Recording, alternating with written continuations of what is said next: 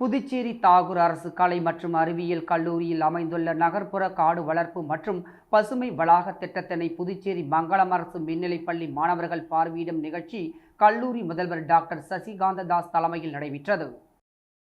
இந்த கல்லூரியானது 1960ஆம் ஆண்டு ஆரம்பிக்கப்பட்டு இன்றளவும் பல்லாயிரக்கணக்கான மாணவர்களை உருவாக்கி உலகெங்கும் அவர்கள் பணியில் தொடர்கின்றனர். இந்த கல்லூரியில் கல்வி போதிப்பது மட்டுமின்றி மாணவர்கள் திறன் சார்ந்த பல்வேறு வகையான மேம்பாட்டு பணிகளும் மேற்கொள்ளப்பட்டு வருகின்றது. இங்கே மாணவர்கள் கல்வி கற்பதற்கான சூழ்நிலை உருவாக்கப்பட்டுள்ளது. இங்கே மாணவர்கள் இயற்கை சார்ந்த திறந்தவெளி வகுப்பறையில் பாடம் கற்பதற்கு தேவையான அனைத்து சூழல்களும் ஒருங்கே அமைந்துள்ளது.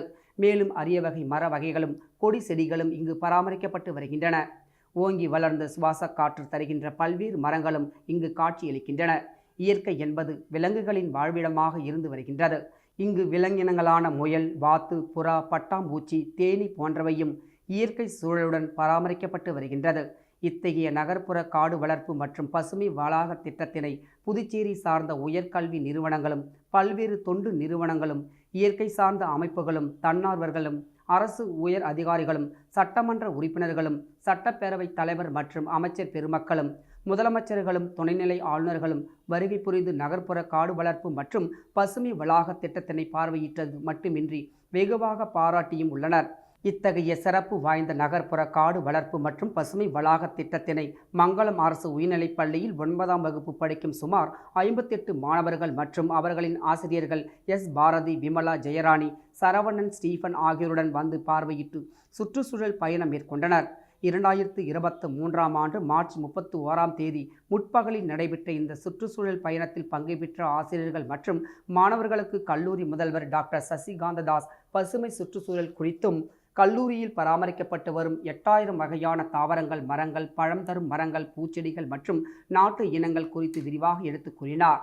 மேலும் இளைய தலைமுறையினரின் பாதுகாவலராக மாணவர்கள் தங்கள் பெற்றோர் மற்றும் ஆசிரியர்களிடம் மரியாதையுடன் இருக்க வேண்டும். அது அவர்களின் வாழ்க்கையில் முன்னேற்றத்திற்கு வழிவகுக்கும் என்று அவர் வலியுறுத்தினார். மேலும் தனது உரையில் வேலு நாச்சியாரை முன்மாதிரியாக கூறி அச்சமின்றி இருங்கள் என்று மாணவர்களுக்கு அறிவுரை வழங்கினார்.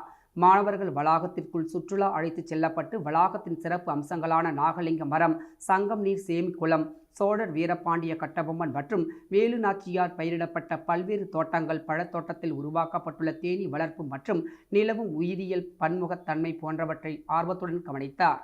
பழத்தோட்டத்தில் உருவாக்கப்பட்டுள்ள தேனீ வளர்ப்பு மற்றும் நிலவும் உயிரியல் பன்முகத்தன்மை போன்றவற்றை ஆர்வத்துடன் கவனித்தனர்.